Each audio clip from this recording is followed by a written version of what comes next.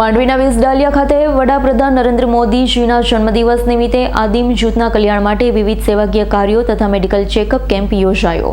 દેશના યશસ્વી વડાપ્રધાન નરેન્દ્ર મોદીના જન્મદિવસની ઉજવણીના અવસરે સાંસદ પ્રભુભાઈ વસાવાના અધ્યક્ષ સ્થાને માંડવી વિસડાલિયામાં સૌપ્રથમવાર આદિમ જૂથના કલ્યાણ માટે વિવિધ સેવાકીય કાર્યો મેડિકલ ચેકઅપ કેમ્પ યોજવામાં આવ્યો છે। સુરત જિલ્લાના માંડવીના વિસડાલિયા ખાતે આદિમ જૂથના કલ્યાણ માટે વિવિધ સેવાકીય કાર્ય તથા મેડિકલ ચેકઅપ કેમ્પ યોજાયો। અંતર્ગત આદિમ જૂથ સેવા પર્વનો સાંસદ પ્રભુભાઈ વસાવાના હસ્તે શુભારંભ કરવામાં આવ્યો। વિસડાલિયા ખાતે મહિલાઓ માટે મેડિકલ હેલ્થ ચેકઅપ કેમ્પમાં મહિલાઓના આરોગ્યની ચકાસણી કરવામાં આવી હતી।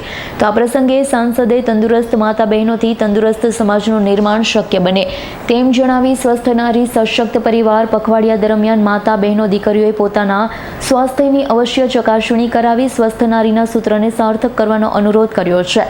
આદિવાસીઓમાં અતિ પછાત ગણાતી આ જાતિ આદિમ જૂથ પરિવાર વાંસ સાથે જોડાયેલા છે।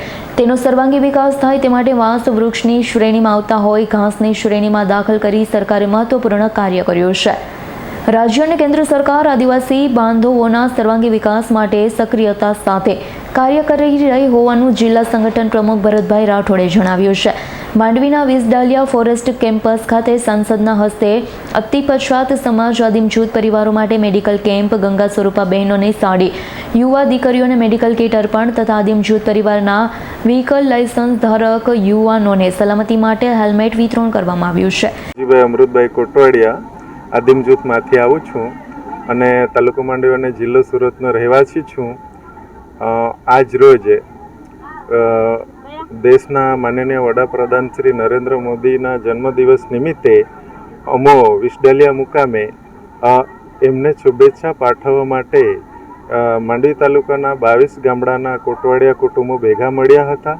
એમનું આયોજન અમારા વિસ્તારના સાંસદ શ્રી પ્રભુભાઈએ કર્યું હતું અને એમાં હેલ્મેટ વિતરણ સાડી વિતરણ અને વિદ્યાર્થીઓ જે ભણે છે એમને કીટનું વિતરણ કરવામાં આવ્યું હતું।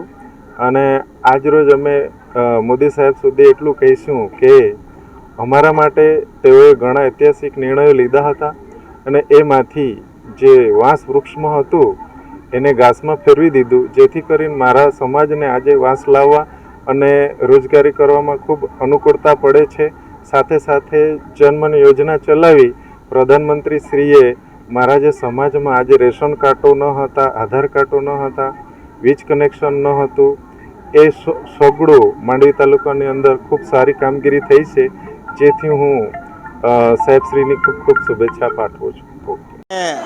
આપણા દેશના આદરણીય પ્રધાનમંત્રી શ્રી નરેન્દ્રભાઈ મોદી સાહેબના જન્મદિવસ નિમિત્તે સુરત જિલ્લાના વિસડાલિયા ખાતે રાષ્ટ્રપતિજીના દત્તક સમાજ તરીકે ઓળખાતા એવા આદિમ જૂથ પરિવાર, જેમને નરેન્દ્રભાઈ મોદી સાહેબે પહેલી વખત આવા નાના અને અતિ પછાત સમાજને એમના પ્રત્યે જે આપણે PM જનમન યોજના લાગુ કરીને એ સમાજના સર્વાંગી વિકાસ માટે જેમણે બજેટીય જોગવાઈ કરીને પણ આ સમાજની ચિંતા કરી છે। ત્યારે એવા સમાજ માટે આજે વિસડાલિયા ખાતે ફક્ત આદિમ જૂથ પરિવાર માટે મેડિકલ કેમ્પ, વિધવા માતાઓને અંગવસ્ત્ર અર્પણ, હેલ્થ કિટ અર્પણ, દીકરીઓને પણ મેડિકલ કિટ અર્પણ અને સેવ યુવાધન ટ્રાફિક અવેરનેસ પ્રોગ્રામ અંતર્ગત આ કોટવાડિયા સમાજના યુવાઓને હેલ્મેટ અર્પણ કરવાનો કાર્યક્રમ આજે અહીંયા રાખવામાં આવેલ હતો। જેવી રીતે નરેન્દ્રભાઈ મોદી સાહેબે આ આદિમ જૂથ પરિવારને એમના જીવન નિર્વાહની પણ ચિંતા કરી છે।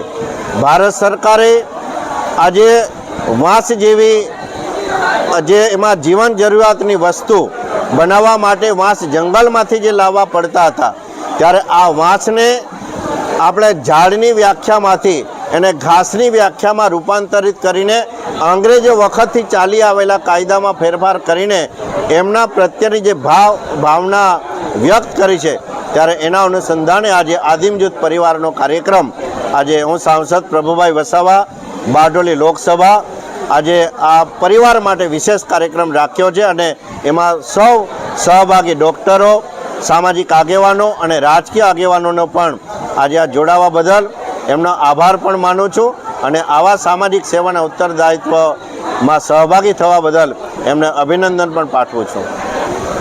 જીતેન્દ્ર સોલંકીનો રિપોર્ટ, S9 ન્યૂઝ, માંડવી. અમારી તમામ માહિતીથી અપડેટ રહેવા માટે જોડાયેલા રહો S9 ન્યૂઝ સાથે.